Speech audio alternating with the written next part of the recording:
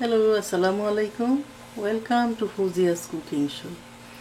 আজকে আমি বানাবো নকশি মুগ ডাল পিঠা বা মুগ পাকন। এখানে আমি মুগ ডাল পিঠাটা বানানোর জন্য নিয়েছি 1 কাপ মুগ ডাল,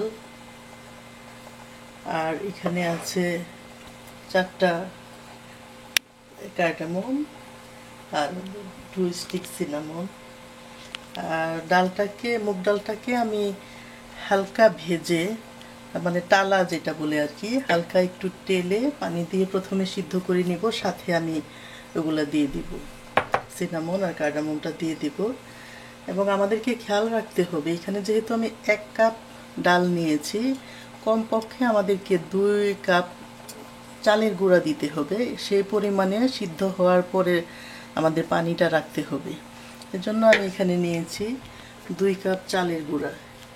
আর পিঠাটা বানানোর জন্য যে ডিজাইনটা করব, এই ডিজাইনের জন্য আমি এগুলা নিয়েছি। অবশ্য নিজেদেরই বানানো, তার কারণ দেশে তো ডিজাইন করার অনেক কিছুই পাওয়া যায়, এখানে আমরা অবশ্য সেগুলা পাই না।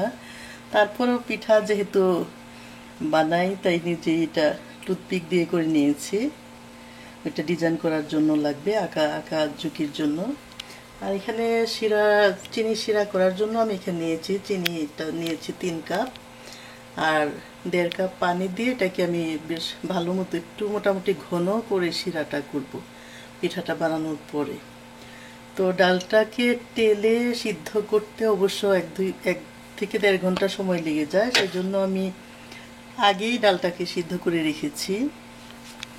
তো এখানে সিদ্ধ করে মোটামুটি পানি সহ 4 কাপ পরিমাণ, কমপক্ষে 4 কাপ পরিমাণ পানি এখানে আছে। এই জন্য আমি 2 কাপ দিব চালের গুঁড়া দিয়ে এখানে আমি ডোটা করে নিব।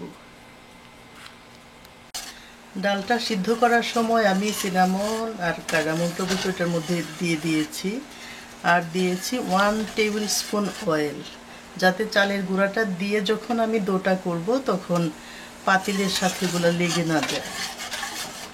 মানে ভালো মতো হুইস্ক দিয়ে এটাকে মিক্স করে এখন আমি চালের গুঁড়াটা দিয়ে দিব। ঠিক যেভাবে চালের রুটিটা করে সেরকম করেই আমি ডোটা করব। এখন আমাদের ডোটাও বানানো শেষ হয়েছে, আর কিছুটা ঠান্ডাও হয়েছে। এখন আমি এটাকে এইভাবে রুটির মতো করে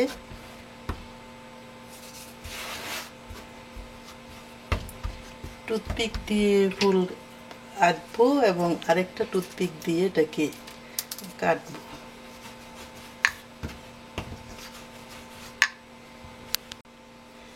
রুটিটাকে খুব পাতলা করব না, মোটামুটি একটু মোটাই রাখবো। উপরে একটু তেলটা দিয়ে যাতে ডিজাইনটা করতে সুবিধা হয়।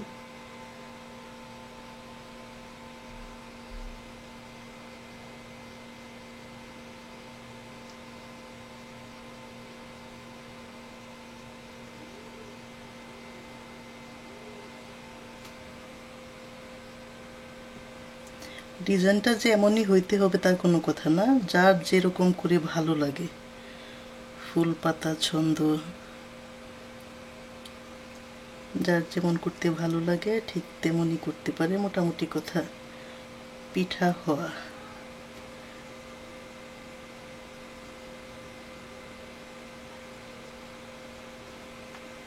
এখন এটাকে আমি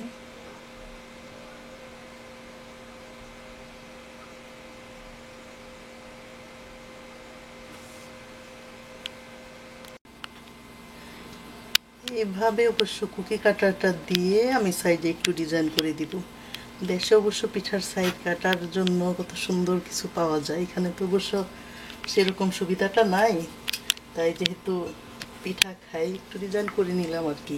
কুকি কাটার দিয়ে আমি সাইডটাকে একটু ডিজাইন করে নিয়েছি। এখন এটাকে আমি ডুবো তেলে ভাজবো এবং পরে শিরার মধ্যে দিব, এবং একইভাবে আমি বিভিন্ন ডিজাইন করে পিঠাগুলা বানাবো। আমাদের দেশের জাতীয় ফুলটাও আমি এখন বানাচ্ছি। এইভাবে 1 বাই 1 আমি ডিজাইনটা করে নিই।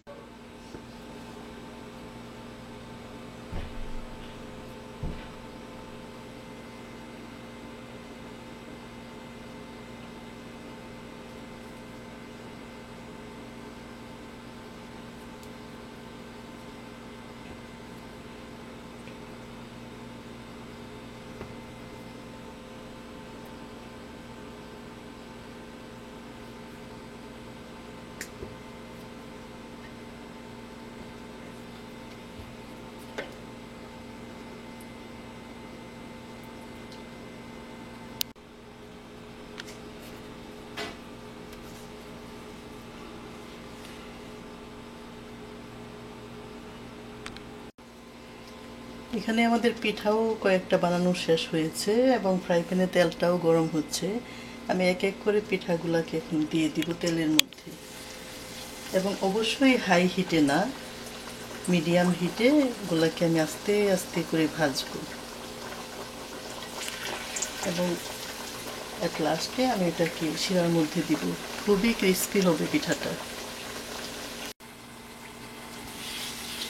অনেক সময় মনে হতে পারে যে এত কঠিন ডিজাইন এত সময় নিয়ে কখন করব, তবে পিঠাটা দেশের ঐতিহ্যবাহী পিঠাও খেতে ইচ্ছে করে। তাহলে আমরা কি করব, চটজলদি একটা উপায় অবশ্য আছে। এটাকে একটু পাতলা রুটির মতো করে আমরা এটাকে টুথপিক দিয়ে শুধু এইভাবে পাতা বিভিন্ন এনি কাইন্ড অফ ডিজাইন এগুলা কেটে কেটে আমরা কি করতে পারি, ফর্ক দিয়ে শুধু একটু ডিজাইন করে ওটাকে তেলে ভেজে তারপর শিরায় দিয়ে দিতে পারি। খুবই চটজলদি ডিজাইন।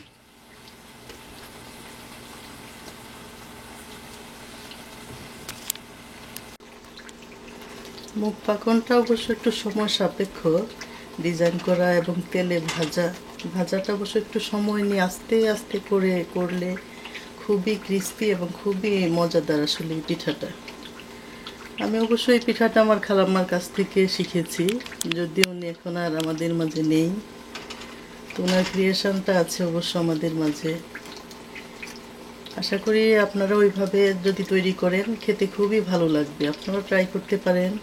মজাদার মুখ পাখন তৈরি হয়ে গেল আমার খুবই মজাদার মুখ পাখন।